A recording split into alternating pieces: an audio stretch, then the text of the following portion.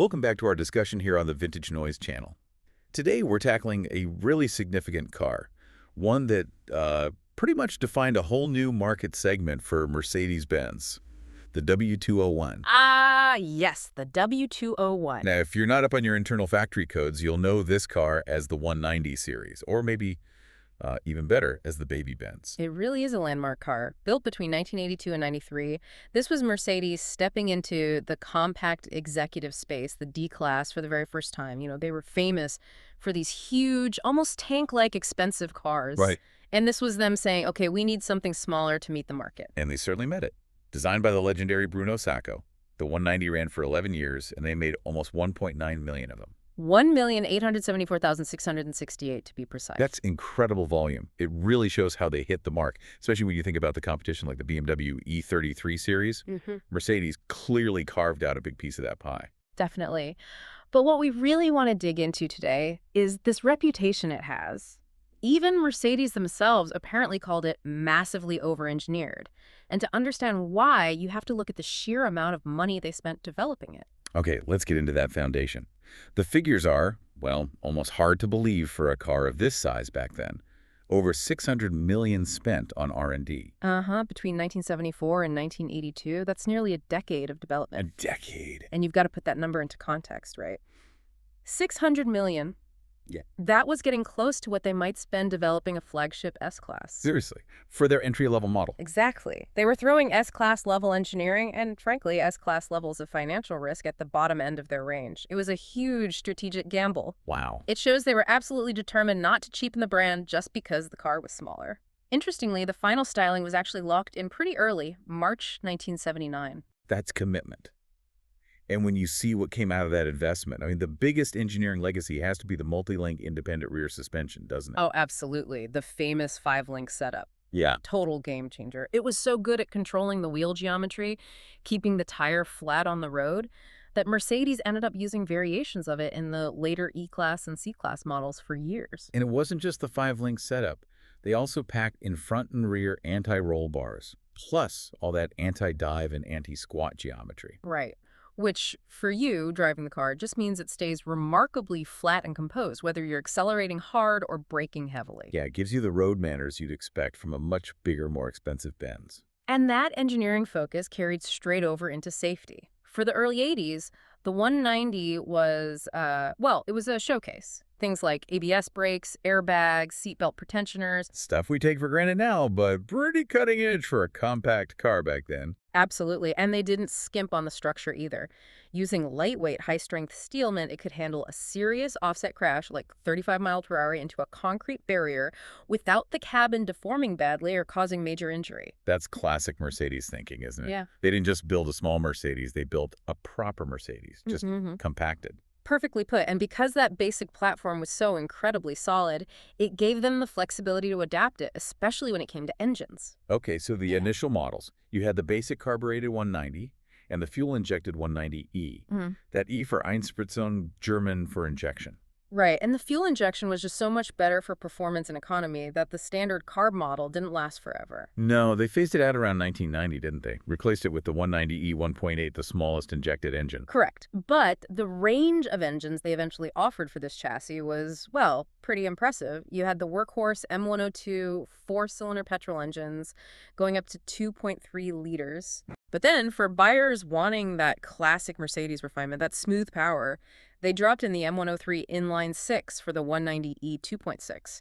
That gave you what? About 166 horsepower without a cat. A fair bit of poke for a compact saloon back then. And of course, the diesels were hugely important globally. Various inline 4s and inline 5s. The OM601 and OM602 engines, yeah. Real workhorses. And some interesting market specifics there too, like the 2.5 turbo diesel. Apparently that one's quite rare now because it was only sold in America for 1 year, 87. That's right. Little nuggets like that make collecting interesting. And this platform flexibility also let them do some clever things with limited editions for specific markets. Like in the UK and Ireland. The 190 LE in 93. Yeah, that was about adding value.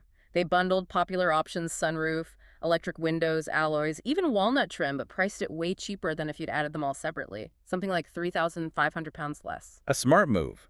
Make the desirable stuff more accessible. Exactly. But then you look at Australia. Completely the opposite story, right? The 180E limited edition. Yeah, between 91 and 94. Down there, import duties were high, so to hit a competitive price point, they actually removed features. Things like ABS, power windows, gone. So the same basic car could be positioned as a luxury value pack in Europe and a more basic, price-conscious option down under. That's clever platform use. It really is. It shows how much faith they had in the core car, the ride, the handling, the structure. They knew it would still feel like a Mercedes even with some bells and whistles removed. Okay, so we've established it was brilliantly engineered, versatile, but then things take a turn towards performance, don't they? This is where it gets really exciting. Right, the motorsport connection. And it almost didn't happen the way it did. Originally, Mercedes wasn't thinking DTM racing. They were thinking rallying. Rallying with a 190. Yep. Back in the late 70s, they actually went to Cosworth, the British engineering wizards. Oh, the Cosworth, of course. And asked them to develop a high-performance engine for the 190, aiming for around 320 horsepower. It was called Project WAA. Wow, 320 HP for rallying. That would have been something. What happened? Well, Audi happened. Specifically, the Audi Quattro. All-wheel drive and turbocharging arrives on the scene. Exactly. And suddenly, Mercedes' plan for a powerful rear-wheel drive rally car looked, well, a bit out of date before it even got going. So the rally dream died. Pretty much. But instead of just scrapping the high-performance engine development, they made a really smart pivot. They switched focus from the muddy forest to the tarmac circuits of the Deutsche Tourenwagen Meisterschaft, the DTM. And that pivot gave us the legendary 190E 2.316. Precisely. And they launched it with a bang. Before its official debut at the Frankfurt Motor Show in 1983, they took 3 cars to the Nardo test track in Italy. The high-speed bull. That's the one. They ran them flat out, setting endurance world records. They averaged over 154 miles per hour. 154 miles per hour. For 50,000 kilometers. Yeah. Combined average speed. An incredible demonstration of the cars and especially the engine's reliability and performance potential. Just amazing.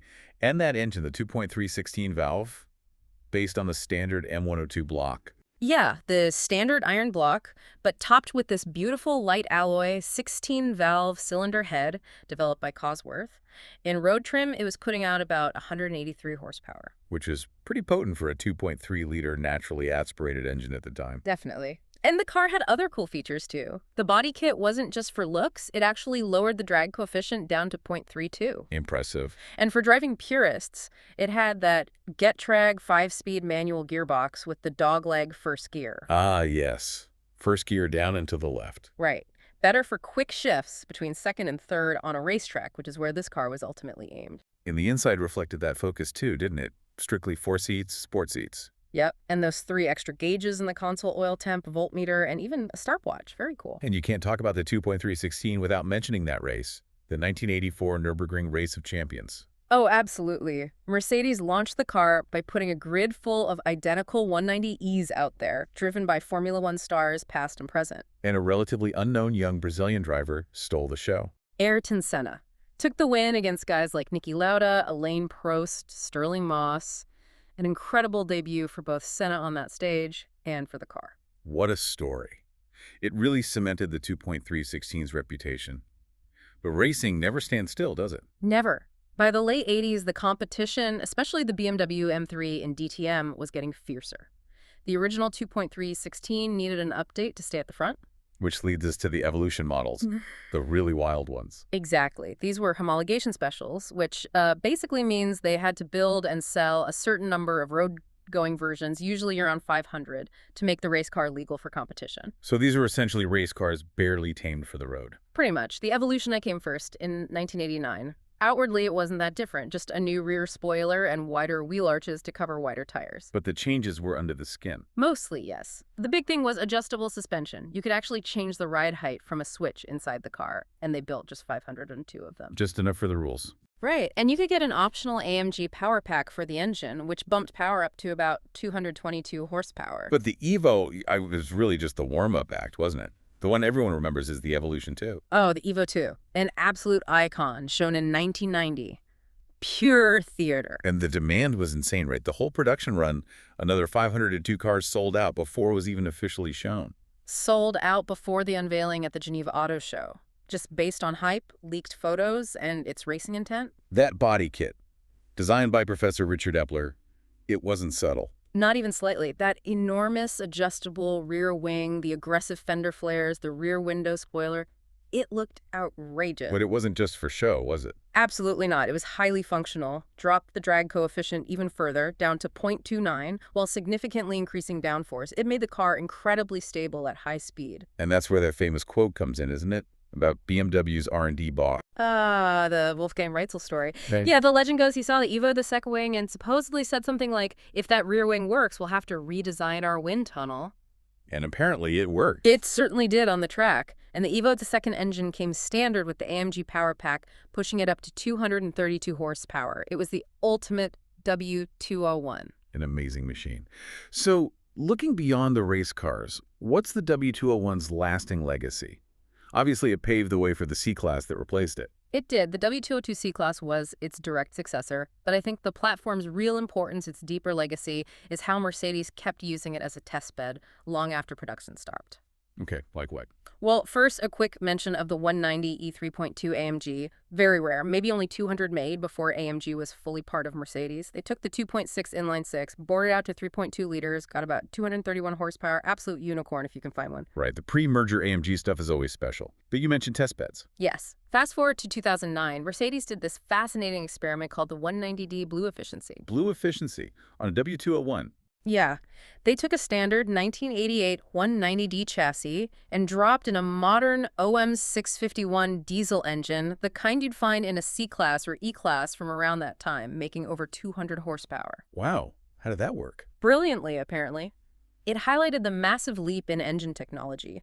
The original 190D might have managed, say, 7.3 liters per 100 kilometers. Okay, about 32 miles per gallon U.S. The Blue Efficiency version, with the modern engine in the old chassis, achieved just 4.9 liters per 100 kilometers. That's nearly 48 milli-DG U.S., a huge improvement. Exactly. And the fact the 20-year-old chassis could handle the power and torque of that modern engine just speaks volumes about how well-built, how over-engineered the original W201 really was. That's incredible. It proves the point. And there's one more piece of future tech testing, isn't there? The electric version. Ah, yes. The 190E Electro, way back in 1990 and 91. An electric 190, seriously? Yep. A limited series, maybe 10 or so hand-built cars. They used the W201 platform to test sodium nickel chloride batteries, which were pretty advanced for the time, much better energy density than lead acid. And they managed to fit them without compromising the car. That was the key. They kept the full passenger space and all the safety features. It wasn't just some stripped-out prototype. So did they actually test them properly? Oh, yes. Very rigorously. They ran a large-scale field trial on the German island of Rügen, starting in '92, going on for several years. They had special charging stations, some powered by solar. And what kind of range did they get? They were reliably getting about 110 kilometers, so around 68 miles, which for the early 90s was actually quite practical for certain uses.